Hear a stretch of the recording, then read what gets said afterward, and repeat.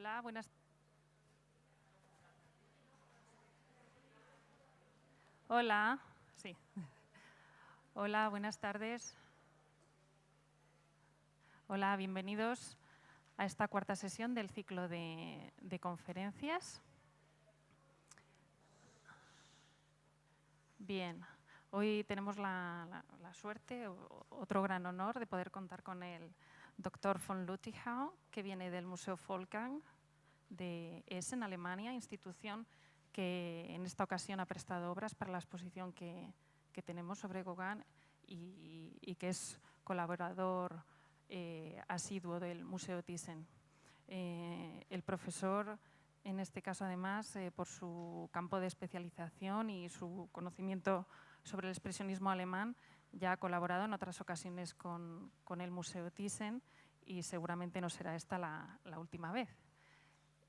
Antes de cederle la palabra, simplemente recordarles que la conferencia de la semana que viene ha sido cambiada al martes a la misma hora, simplemente que, bueno, por la convocatoria de huelga general, para evitar problemas, se ha adelantado un día, ¿de acuerdo? Así que nada, que disfruten de la sesión.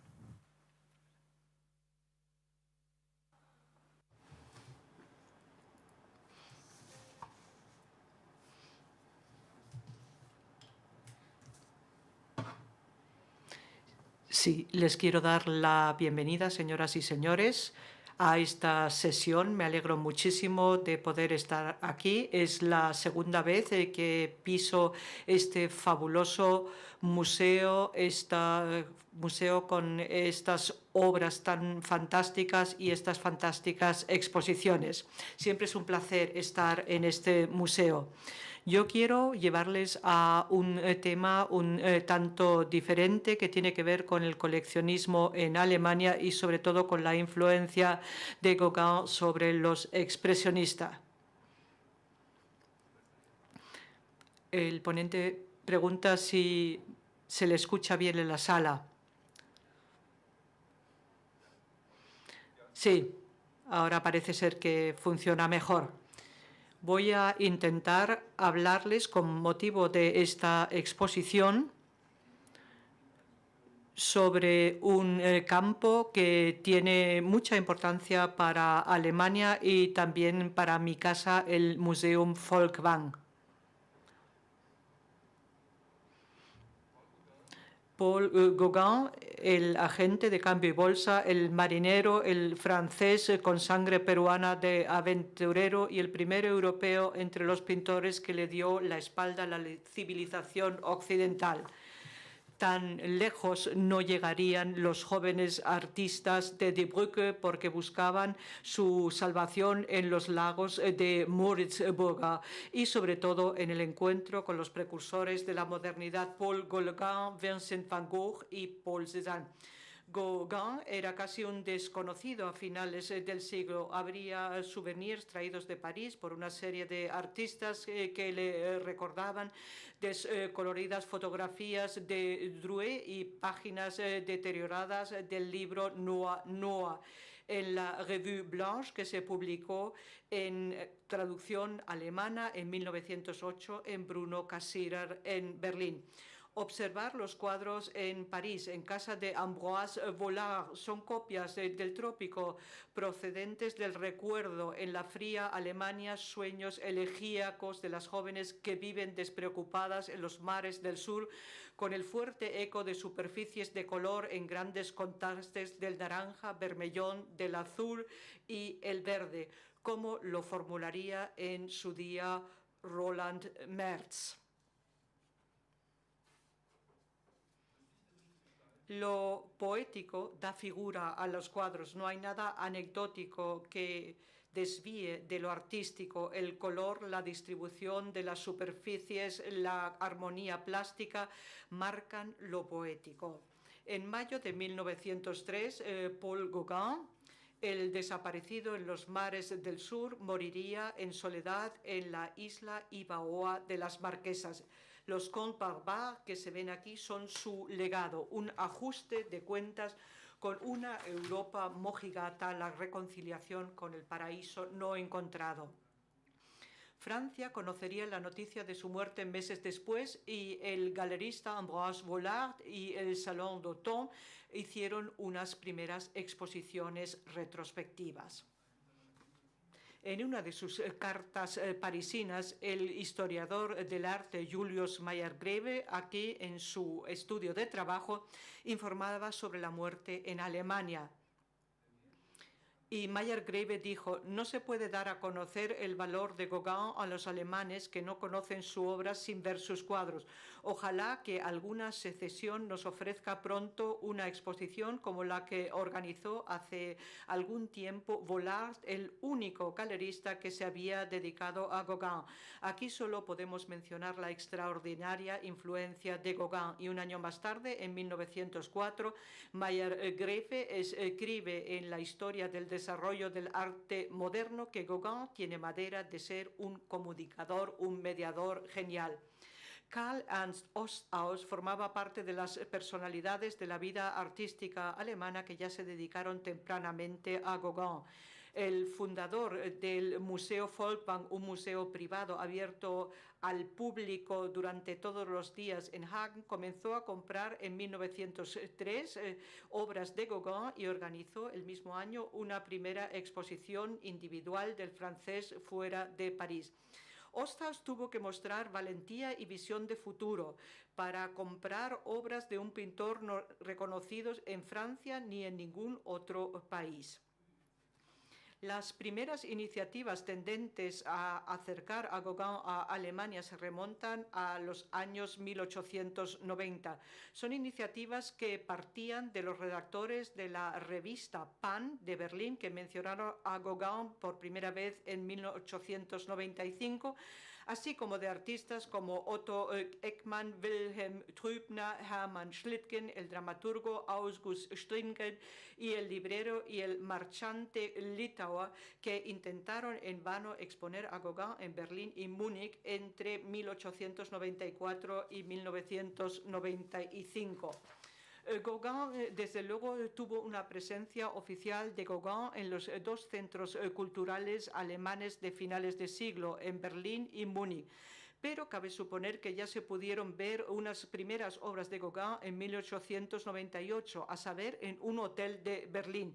Se podría decir, por supuesto, que es una presentación más o menos privada y que carece de importancia, pero hay dos personas que contemplan las obras que son de los patrocinadores más influyentes del arte moderno francés, dos personas que no solo conocían todo Berlín, sino que tenían relación con otras personas de inquietudes similares fuera de la capital del Reich. Se trataba de un amante del arte, coeditor de la revista Un Bon Vivant, el conde Kessler, y Hugo von Tschudi, que era el director de la Galería Nacional desde 1896. Julien Leclerc escribió sobre todo para el Mercure de France y era un anterior de mecenas de Van Gogh. Pasaba justo unos días en Berlín de vuelta de un viaje a los países nórdicos y escribió al conde Kessler el 5 de mayo de 1898. Estimado señor conde, tengo conmigo en Berlín durante unos días varios cuadros franceses que creo de interés para los aficionados del nuevo arte. Espero que usted, señor conde, me honre con su visita para ver los cuadros que le puedo enseñar a falta de un lugar más adecuado en el hotel en el que me alojo hasta el lunes 5 de mayo.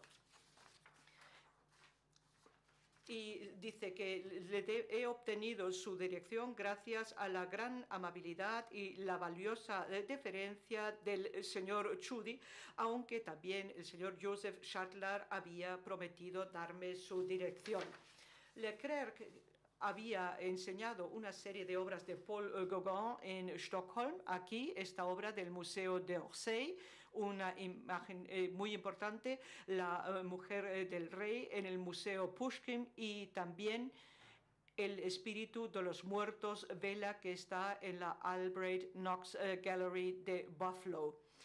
No se sabe si Kessler aceptó la invitación y si también acudió al hotel de Berlín Tschudi, pero sería posible, porque desde luego Tschudi pues, conocería la obra de Gauguin en 1904 en casa del galerista en Bois-Vollard, mientras que Kessler había comprado en 1903 esta grandiosa obra El espíritu de los muertos vela.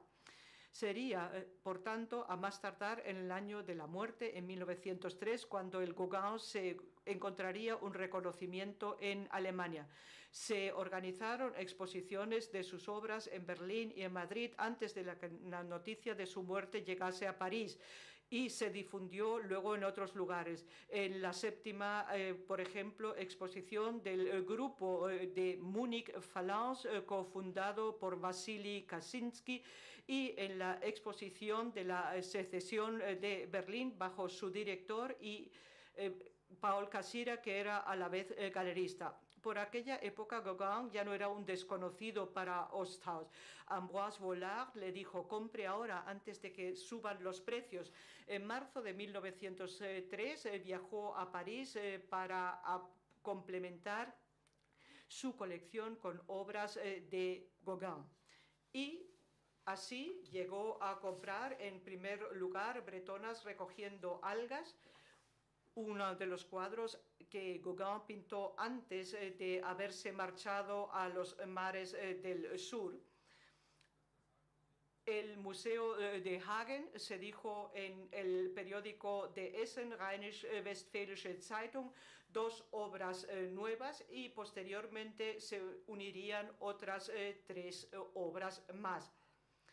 Se hizo una exposición en 1903 de la que no se sabe exactamente cómo fue. Fue una exposición en miniatura con solo 7 cuadros. Osthaus organizaba estas presentaciones de pequeñas colecciones que cambiaban cada mes, no solo para ganar atractivo más allá de los límites de la propia ciudad, sino para tener certeza a la hora de ampliar su colección. De estas pequeñas colecciones iba desde luego ampliando su propia colección. El pintor Emil Rudolf Weiss, llamado junto con Christian Rolff al museo por Osthaus, escribió por aquel entonces: al igual que a cada momento espiritual le corresponde un tono, también le corresponde un color. Y además hay una afinidad entre las cualidades del espíritu y las formas y los colores. Los primitivos no actuaban de forma diferente a la de Gauguin. Habían simplificado y deformado y han hecho renacer las formas del espíritu. Osthaus había mostrado y tenía en su colección las siguientes obras. Esta que acabamos de ver. Esta obra que está ahora en Minneapolis, Esperas una carta. A continuación, esta famosa obra, Comte Barbe. Y año después, en marzo de 1904, volvió a comprar otras 3 obras. Este cuadro, que conocerán gracias a la exposición que hemos prestado para esta exposición, El mercado, que se encuentra en Basilea, y Los jinetes en la playa, que siguen estando en nuestra colección. En 1916, Osthaus tuvo la idea de crear otro museo más, un museo para, digamos, oficios relacionados con el arte, y vendió una serie de cuadros de Gauguin para poder, bueno, pues resolver los problemas financieros. Osthaus intentó fortalecer la influencia de su museo, un museo que ya era conocido en todo el país y más allá de las fronteras. Y en las publicaciones se decía una y otra vez que el que quisiese saber quién era Gauguin tenía que viajar a Hagen. Osthaus le llegaban muchas solicitudes de préstamos que al comienzo, digamos, concedió, pero más adelante se negaría porque los cuadros, sobre todo de Gauguin, ocupaban un lugar preeminente en el museo, y por ser demasiado grandes los riesgos de cambios de temperatura y de transporte. Eso no ha cambiado y sigue siendo igual 100 años después. Seguimos hablando de esos problemas de cambios de temperatura. Una de las raras excepciones, bueno, pues la hizo en la exposición del Sonderbund 1912, a la que cedería 2 préstamos, entre ellas las mujeres bretonas recogiendo algas. Y aparte de ello, volvió a ceder este cuadro, las tahitianas, el mercado lo prestó a otra exposición sobre pintura francesa del siglo XIX. Fue una exposición de 1910 a que acudieron los artistas de Die Brücke. En 1910 la influencia de Gauguin ya no era algo, digamos, actual. En 1903 el arte de Gauguin se llegó a consolidar en Alemania y un año más tarde ya se sabía que no cabía evitar analizar su obra. En junio se publicó la obra de Julius Mayer-Greife sobre el desarrollo del arte moderno, obra que invocarían a partir de aquí todos los coleccionistas, galeristas. Era un libro ilustrado. Si ustedes tienen la ocasión de verlo, pueden estar seguros de que es una de las publicaciones más importantes sobre el arte moderno. En 1899, Mayer-Greife pues había presentado una obra con una obra de una carpeta germinal de Gauguin, y a Gauguin le dedica además en esta obra un pequeño capítulo, un capítulo que luego fue reproducido en una de las revistas más importantes de la época. En una recensión de esta historia del arte publicada en el Frankfurter Zeitung en 1904 se dice que Mayer-Greife es el primero que ha mencionado como alemán la importancia de Gauguin y la importancia de su relación con la escuela de Pont-Aven. Si se trata de honrar a los primeros defensores de Gauguin, tenemos que mencionar a el conde Harry Kessler. Es admirador de Auguste Rodin, mecenas de Aristide Maillon, y era uno de los grandes patrocinadores también de Gauguin. La gran retrospectiva de 1905 dedicada a Gauguin en Weimar se debe a él, y también la primera monografía dedicada a Gauguin se publicó en 1906 en Weimar, y también había, digamos, adquirido esta obra que podemos calificar de chef d'œuvre. Seguramente fue Mayol el que alentó a su amigo y coleccionista Kessler a dedicarse a este artista. En 1904, Kessler relató que el mayor tesoro de Mayol eran una serie de tallas en madera, y en 1907 Kessler recoge en su diario que Mayol le había comentado que la mayor influencia sobre su desarrollo artístico había partido de Monfray, porque, digamos, a través de él he llegado a conocer a Gauguin y Gauguin me ha indicado el camino. Un año antes, en 1903, Kessler escribe en su diario, y cito: he desayunado con Rutzelberg, era un puntillista, un neoimpresionista, un belga. Después he visto la exposición de Gauguin en casa de Vollard y he admirado la grandiosidad clásica de su línea, la armonía absolutamente novedosa de colores. Es un artista del color, al contrario de la mayoría de los franceses. En esta exposición colectiva se observa la fuerte influencia de Gauguin sobre Maurice Denis. Kessler visitó el Salón de Thon, que homenajeaba a Gauguin, que había ya fallecido poco antes. El Museo del Gran Ducado de Weimar, cuyo patronato estaría bajo su presidencia de honor hasta 1906, se convertiría, gracias a Kessler, en escenario de importantes exposiciones. En 1904 se organizó una exposición sobre los neoimpresionistas, por aquel entonces poco conocidos en Alemania. En verano del año 1905, el conde Kessler presentó 33 cuadros de Gauguin, y como cabía esperar, los burgueses de la ciudad dijeron que sentían vergüenza ver en la ciudad de Goethe esa porquería exótica. pero Kessler recalcaba en el prólogo al catálogo la utilización del color, la utilización del color que sistemáticamente difumina las amplias superficies aparentemente monocolores. Se observa perfectamente aquí.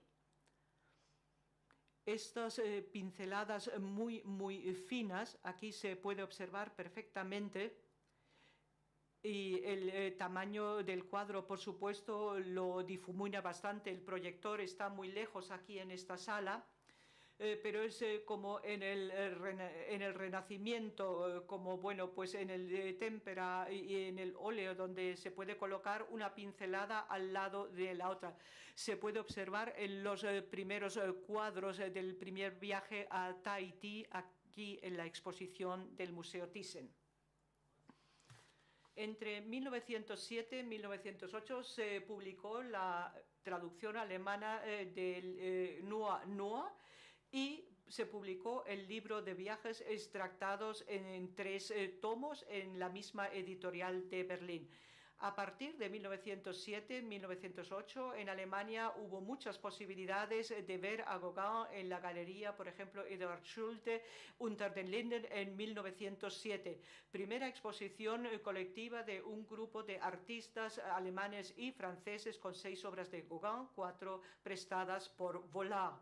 Algo similar ocurriría en las principales ciudades como Berlín y Múnich, Dresde, a las que se añadirían en 1909 Bremen y Düsseldorf, 1910 Leipzig, 1911 Colonia y 1900 Barmen. Barmen hoy en día forma parte de la ciudad de Dortmund.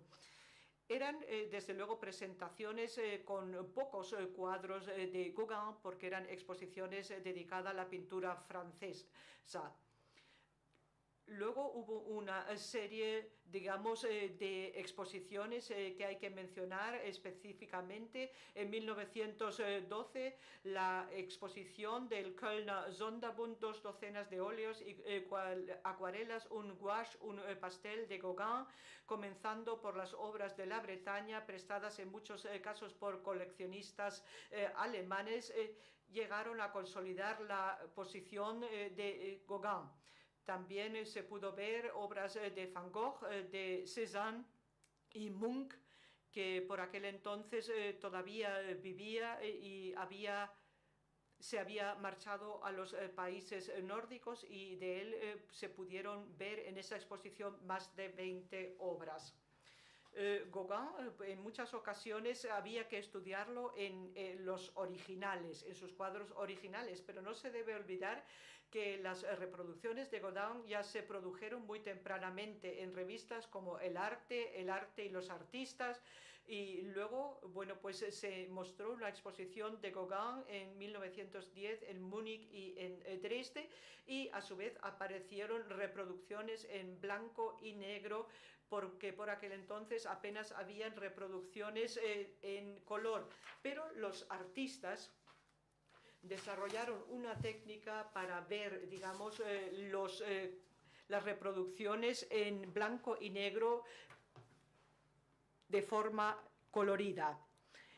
También se utilizó mucho la fotografía de arte. Hay una factura de 1905 del fotógrafo y galerista Eugène Drouet que menciona más de 200 fotografías de obras originales de artistas franceses modernos, entre ellos Gauguin.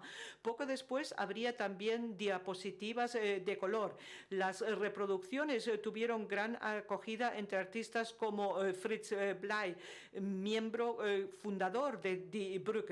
Bley relataba una gran e impresionante sorpresa que le había excitado a él y a sus acompañantes al acudir a una exposición alemana de oficios del arte. Y le cito directamente, escribe: en la sala organizada por Francia había unos tomos grandes de medio metro por 3/4 de metros con grandes reproducciones de obras maestras del arte francés. Hemos admirado estas excelentes reproducciones de Van Gogh y de Gauguin. Esto me parece muy importante porque con ello queda claro que no solo se conocían los originales, sino que las fotografías, hicieron también su labor, al igual que en la época medieval con Durero, cuya obra se diseminó gracias a los grabados. También es muy importante que por aquel entonces ya se utilizaban prácticamente diapositivas en color para toda una serie de conferencias. Los artículos de prensa fueron importantes, pero también se publicó en 1906 la primera monografía dedicada a Gauguin, con apoyo del conde Kessler, y esta obra la había escrito Jean de Rotenchon. Era prácticamente el primer biógrafo que se había dedicado a Gauguin. Por aquel entonces la tirada fue de 300 ejemplares. Pero ahora vamos a analizar la influencia de Gauguin sobre los expresionistas. A las puertas del expresionismo del norte de Alemania se situaba a comienzos del siglo Paula Murason-Becker. Entre los grandes artistas franceses que la hicieron progresar, deberíamos mencionar a Cézanne y Gauguin, prácticamente en ese camino de llegar a formas claras y colores claros. Uno de ellos, Cézanne, le consolaría en el anclaje tectónico de la figura en un espacio, y el otro, Gauguin, le facilitaría la comprensión del cloisonné de contornos sólidos y superficies cerradas de color. Pero la cristálica de Cézanne le seguiría siendo ajena. La escuela de Pont-Aven le parecía una promesa para un nuevo camino, y probablemente en 1903 o a más tardar en 1905 llegó a ver los cuadros tahitianos de Gauguin en el galerista Ambroise Vollard, y el mismo año también había visto en Hagen los Contes Barbares.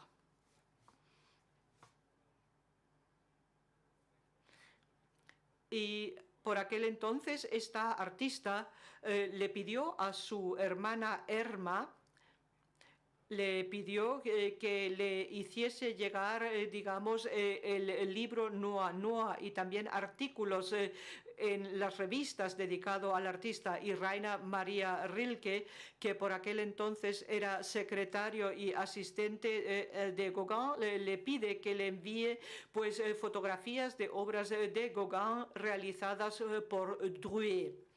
En 1906 volvió a estar en París. Estuvo prácticamente muy a menudo en París. Tuvo la ocasión de ver la grandiosa retrospectiva de Gauguin con más de 220 obras procedentes también de colecciones privadas, y para ella fue un gran acontecimiento. Y años después su marido Otto Murason afirmaría que Gauguin le resultaba muy cercano. Así, las criaturas originarias de Murason-Becker son criaturas del tipo Gauguin, sentadas plácidamente y con curvas tensas al estar tumbadas. En Gauguin estamos, sin embargo, ante un simbolismo sincrético, pero en el caso de Murason-Becker estamos ante el fruto de su vientre como recipiente del propio yo.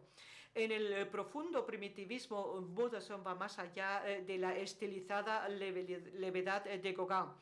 Cuando Paula Murason-Becker murió en 1907, comenzó prácticamente a abrirse paso la pintura expresionista en Alemania. Quienes entre los jóvenes de Die Brücke en Dresden y de la nueva asociación de artistas de Múnich intentaban adentrarse en el campo energético de la expresión del color, intentaba lograr superar esta fase inicial revolucionaria con Vincent van Gogh como catalizador.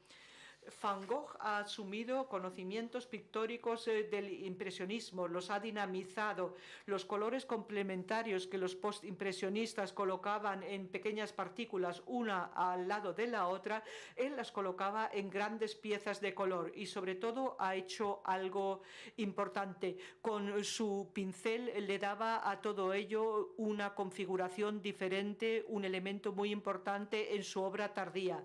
En 1906-1907 El lienzo se convirtió en el campo de acción, sobre todo para los salvajes. Alexei von Jawlensky admira la capacidad expresiva del color y la belleza de la pincelada en Van Gogh.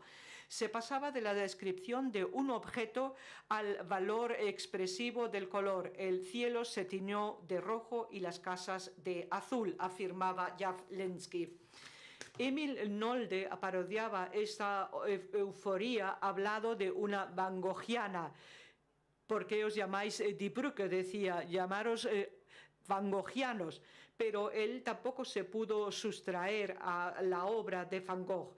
Pero, desde luego, él lo transformaría en libertad, la crudeza en sutileza, porque dijo, los cuadros cándidos es raro que valgan algo. Al comienzo del expresionismo en Alemania imperaba el fuego de Van Gogh. Luego apareció Gauguin, el simbolista, sintetizador, y al mismo tiempo el color total, irrefrenado, con los fauvistas, con Matisse, Derain y Flaming.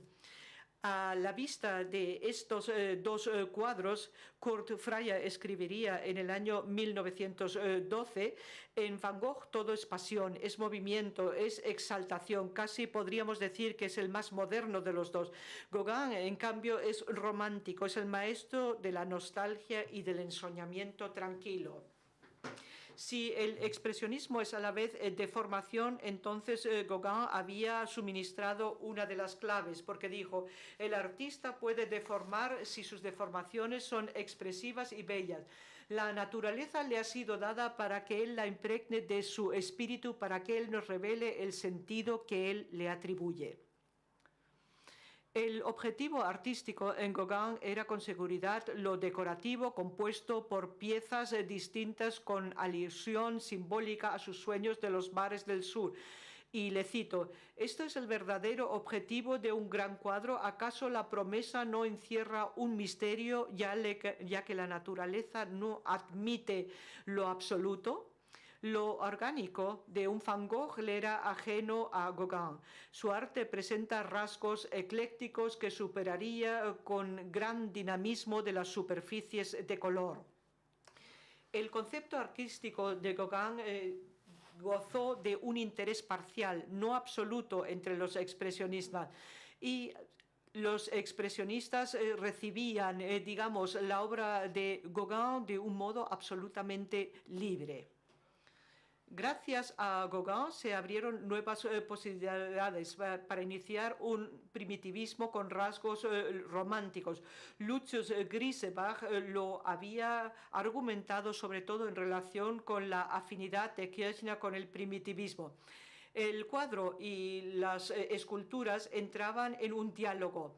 Lejos de Europa, Paul Gauguin era plenamente consciente de su papel como líder y renovador del arte.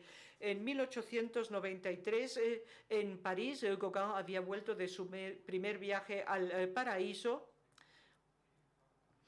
Vemos este cuadro Te Faruluri, aquí se venera el amor. Este era el lema que Gauguin había colgado encima de la puerta de su domicilio en París, en la rue Vercingetorix. Sobre el estudio de trabajo y el taller escribiría Jean de Rotenchon lo siguiente. Esta sala bastante grande, pintada en amarillo cromo claro, le daba a uno la sensación de algo extraño e inesperado. En las paredes había cuadros bárbaros, aderezos de guerra, boomerangs, hachas, picas, lanzas, todo de maderas desconocidas, rojo oscuro, naranja, negro. Como muebles solo había, aparte de los utensilios profesionales, un piano relativamente bueno, pero que el pintor no sabía tocar, un canapé desgastado del más puro estilo Louis-Philippe. En una esquina se veía un gran aparato de fotografía. En la chimenea sin usar se coleccionaban conchas y minerales. Al tocar levemente la campana, aparecía una mulata orgullosa de mirada ardiente que Gauguin había encontrado en París y que procedía de Java.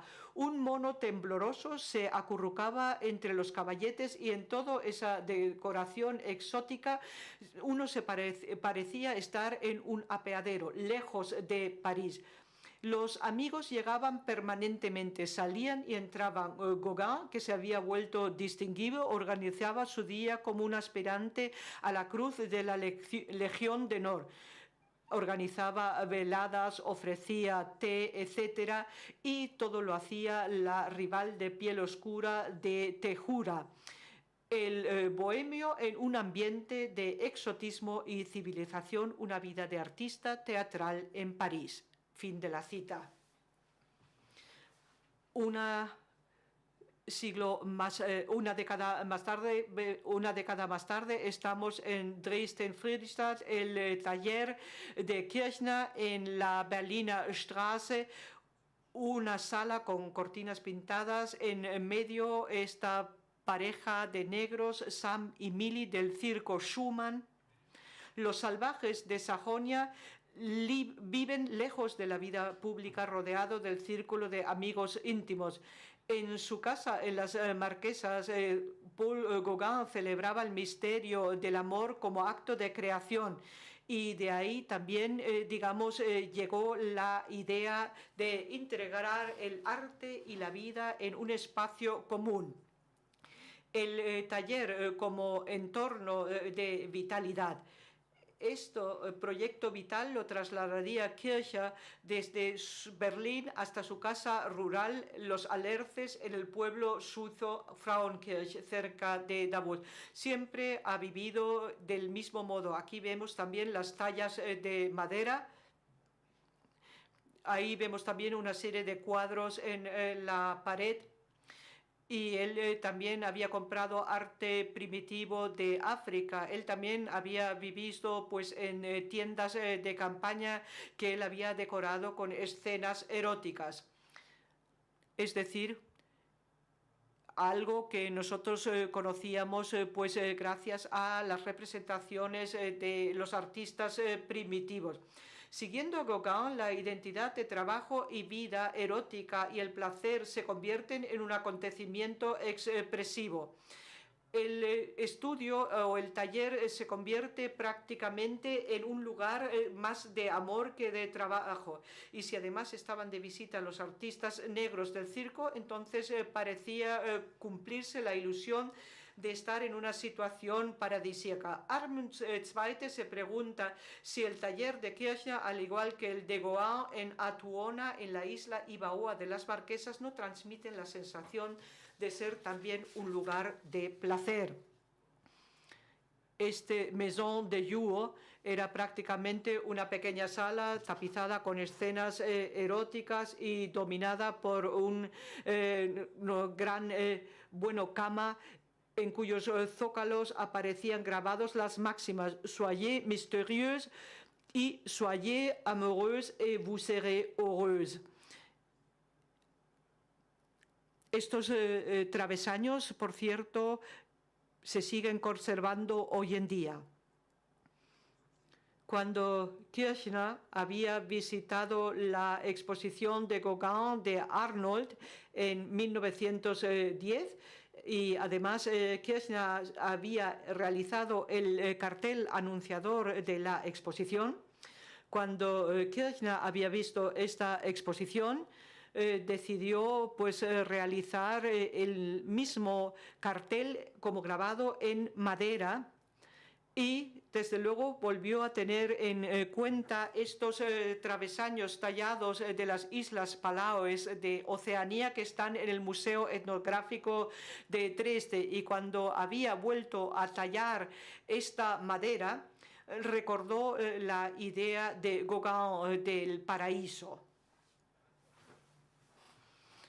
Aquí a la izquierda tenemos a Ludwig Kirchner, Millie Lind, que es la bailarina que procede del circo Schumann, y Otto Müller, que en 1910 se había unido a Die Brücke, que era amigo de él, bueno, pues también recogió en algunos de sus cuadros a esta pareja. Ludwig Kirchner era todavía estudiante de arquitectura cuando le desveló a su maestro que el mundo civilizado solo ofrecía decepciones y que solo los hombres primitivos podían ofrecer un respiro. Recordé a Gauguin. Él se lo tomó tan en serio que esperaba con seguridad que yo fuese a abandonar Europa. Pero se quedó en Europa, como todos sabemos, porque esa fuga o huida de Europa no se produciría entre los artistas de Die Brücke, a excepción de Pechstein y de Nolde. Ellos consideraban a Gauguin con simpatía autodidacta como él, que había rechazado la idea de una existencia profesional, así como la institución burguesa del matrimonio. Y bueno, Gauguin, sin embargo, bueno, estaba casado, pero al final los viajes les llevaron a apartarse. Aquí estamos en los lugares apacibles, en los lagos apacibles de Moritzburg, bañarse en la naturaleza desnudos, jugando, amándose, algo insólito en la época del emperador Guillermo. Moritzburg se convirtió en el paraíso sustitutivo de Tahití. Max Pechstein recordaría más adelante estos agradables días en Moritzburg y dice: nosotros vivíamos en armonía absoluta, trabajábamos, nos bañábamos. El estilo de Die Brücke llenó de color y sentimiento el estilo de Die Brücke. Y ahí viviría un primer momento álgido con las escenas de baño. El color se desborda con los contrastes, son exuberantes el rojo y el verde. Y todo se convierte en acordes relampagueantes. Desde luego, podemos ver que Pechstein y otra serie de autores como Henkel, Schmidt-Rottluff intentaban unir al hombre y la naturaleza. Intentaban pues reflejar posturas de vez en cuando exaltadas, desnudos y escenas de playa. Pero al mismo tiempo tenemos también escenas en los talleres. Eso era muy importante porque el desnudo prácticamente no era una cosa habitual. El desnudo solo aparecía en temas mitológicos o bíblicos y también se pintaban desnudos en las academias, pero mostrar un desnudo de esta forma era algo absolutamente novedoso y se debe a los artistas de Die Brücke, que lograron, bueno, pues el consenso, digamos, por parte de los demás artistas para enseñar estos desnudos.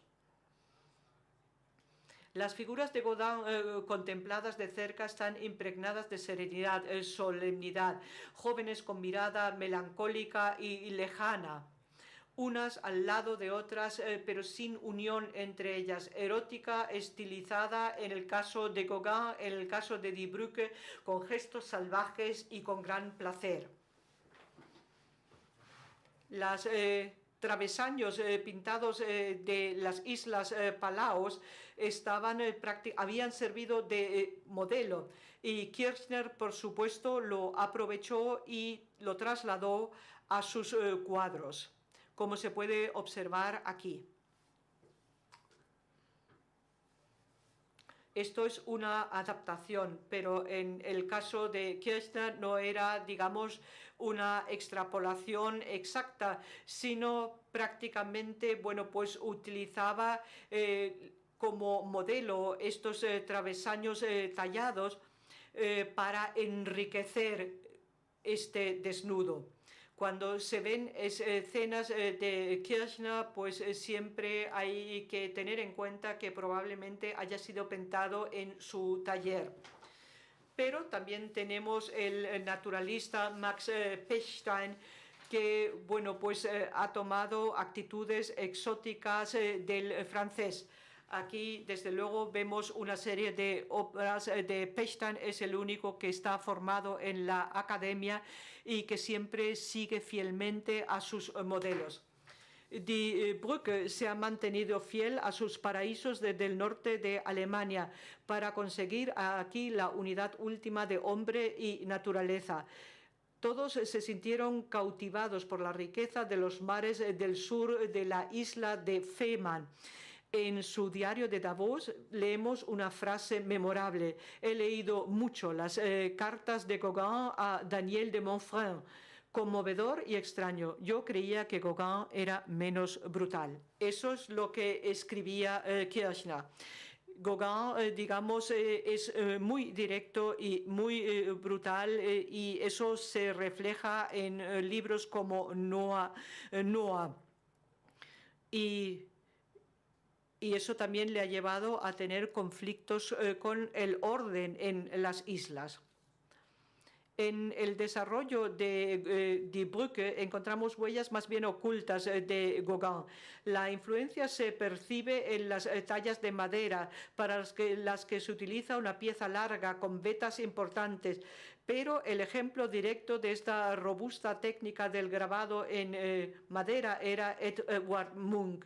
Pero los artistas de Die Brücke nunca habían reconocido a Munch y casi siempre silenciado a Gauguin. Aquí, de nuevo, un cuadro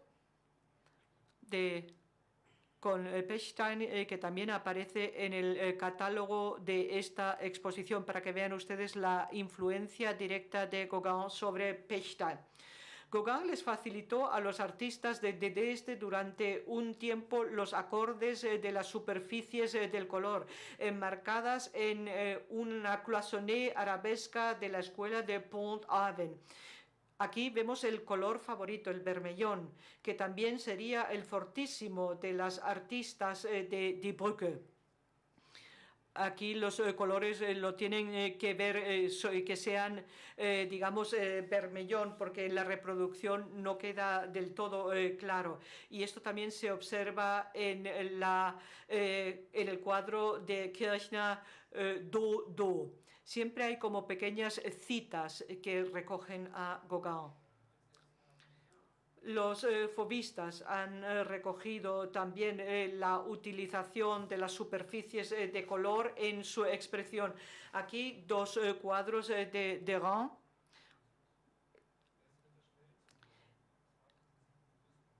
Y ha sido la fusión del fauvismo de intenso colorido con los acordes de Gauguin los que llevarían a la pintura de Die Brücke a sus campos radicales de color. La expresión en los cuadros de Kirchner y Haeckel son, sin embargo, más extáticos y más bárbaros que los cuadros de cualquier francés moderno. Aquí el realismo expresivo y conflictivo de los alemanes y allí una tendencia hacia la autonomía elegante en el cuadro de los franceses. Alexei von Jawlensky ya pudo admirar antes de 1904 el cuadro de Gauguin, Jinetes en la playa, en concreto en casa del coleccionista Felix von Rath, que era a la vez jurista y compositor, vivía en Múnich. Y él y sus amigos Wassily Kandinsky, Marianne Werefking y Gabriele Munter ya estaban bajo su influencia llamativa en los paisajes de Murnau. Pero eso se debe más bien a Matisse, a los fauvistas. Atacados por la crítica de arte con motivo de la segunda exposición de la nueva Asociación de Artistas de Múnich, Franz Marc confesaría abiertamente su apoyo a Gauguin. Y cito: este audaz cometido de espiritualizar la materia en la que había encallado el impresionismo es una reacción necesaria que comenzó con Gauguin.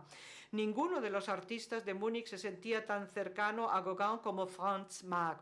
Ya en 1903 pintaría en Bretaña sin influencia alguna de Gauguin y decidió no estudiar en la academia. En 1907 en París logró entender por qué y hasta qué punto Van Gogh y Gauguin se amaban como hombre y mujer. Durante un tiempo pintaría al estilo de Van Gogh y preferiría a Van Gogh frente a un Gauguin mucho más calculador. Aquí ven ustedes un ejemplo.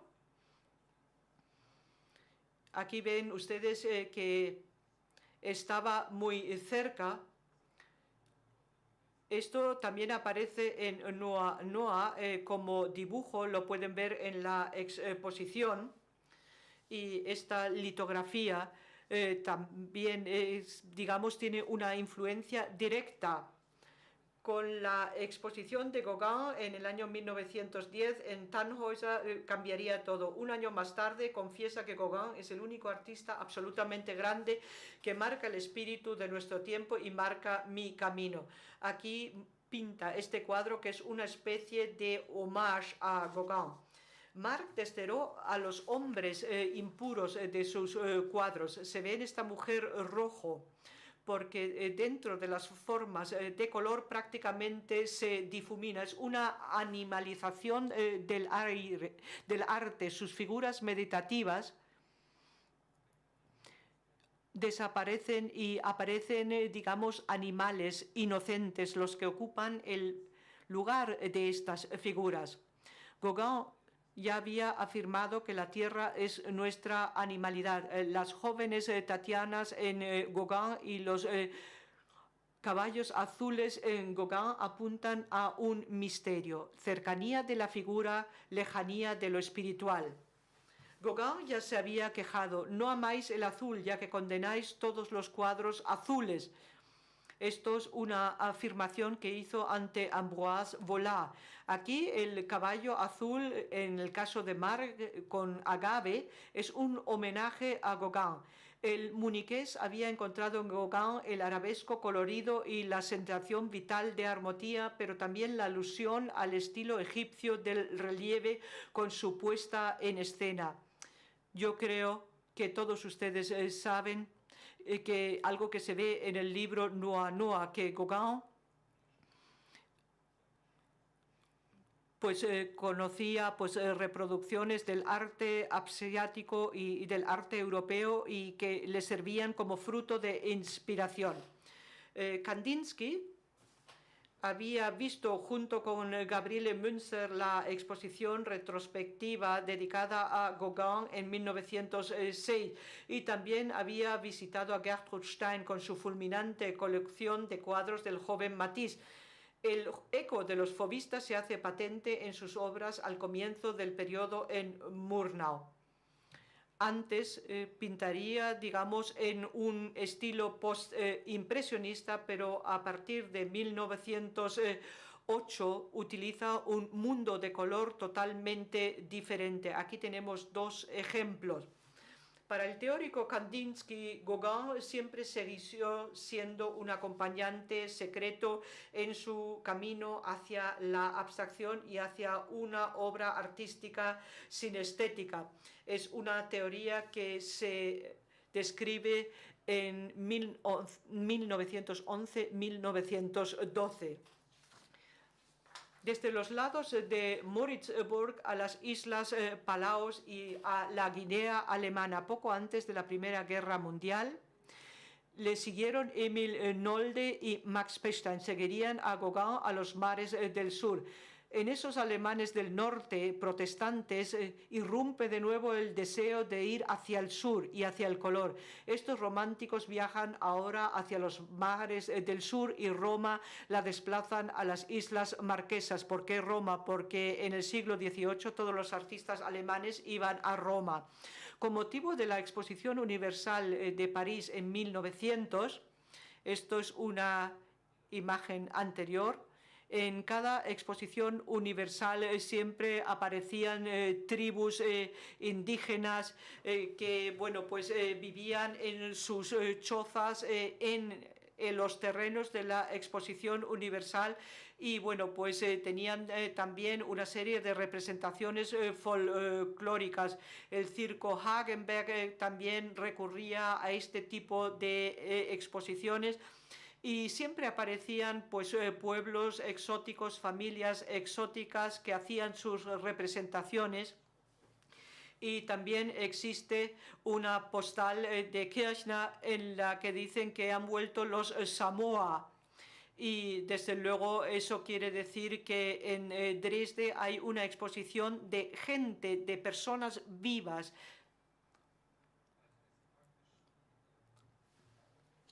Ve estas bailarinas de Java, pero no vio los cuadros de Gauguin.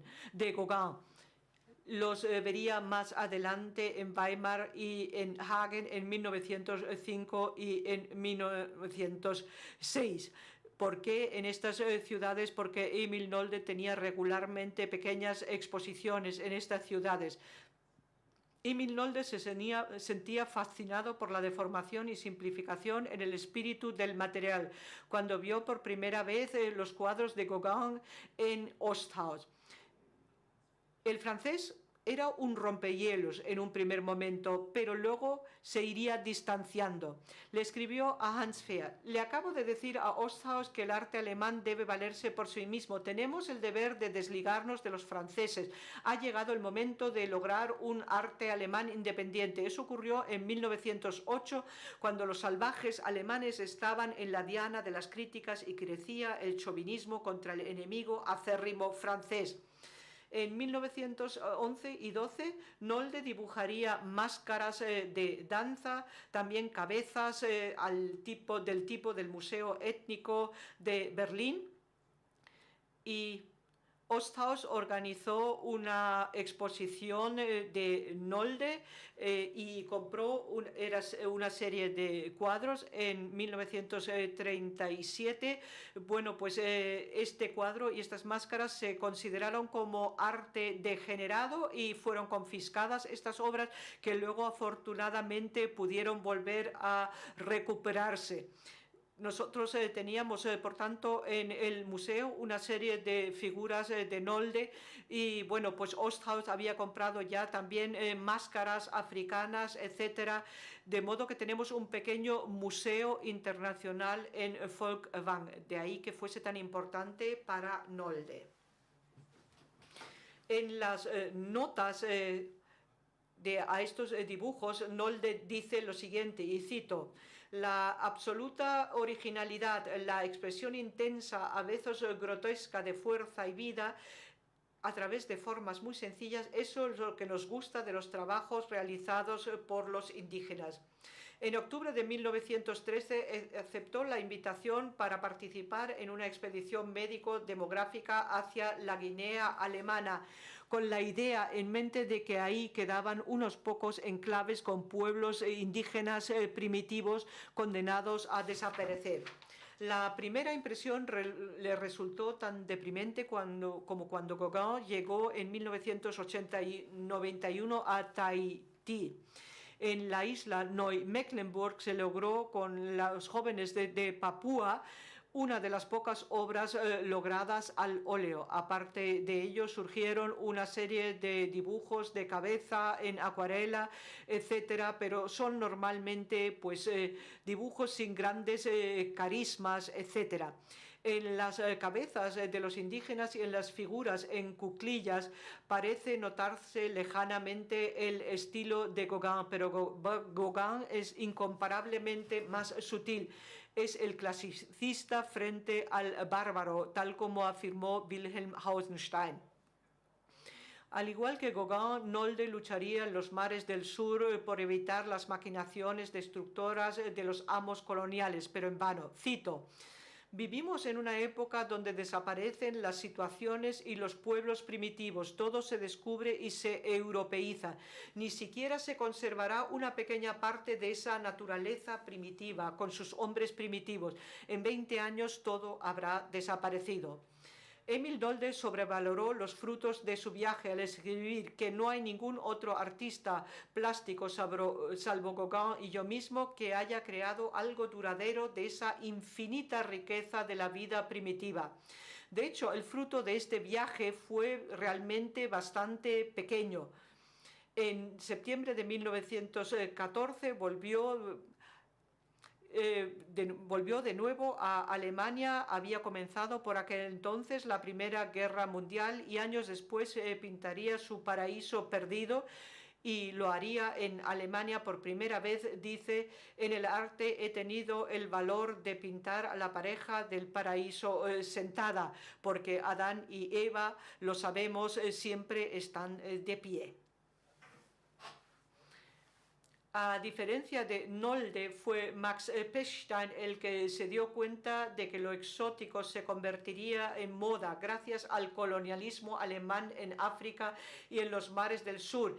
Y hay pocos expresionistas alemanes que hayan tenido un contacto tan directo con el primitivismo. Esta es Mili. Desde 1910 él pintaba a mujeres del circo Sarrazani y Schumann o de las comparsas de Hagenbeck para recogerlas en sus cuadros bailando y jugando inocentemente. Pechstein y la decoración aplicada. Él ha logrado mantener una de las paredes decoradas. Los legendarios travesaños de las Islas Palau eran también muy importantes para Pechstein. En 1914 viajó con su mujer a los mares del sur y quería quedarse allí. Después de su llegada, el pintor escribía eufóricamente en su diario: siento una unidad maravillosa que me rodea y respiro la sensación de alegría infinita.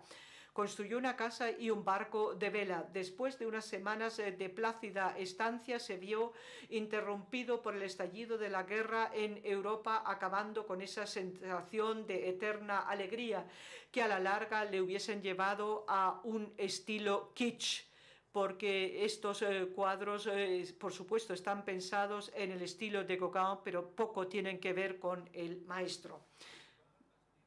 Gauguin ha tenido su influencia, digamos, con Cézanne, Van Gogh y los fauvistas, y sobre todo ha apoyado una nueva máxima: el arte y la vida en armonía y la expresividad pura como forma de vida. Muchas gracias por su atención.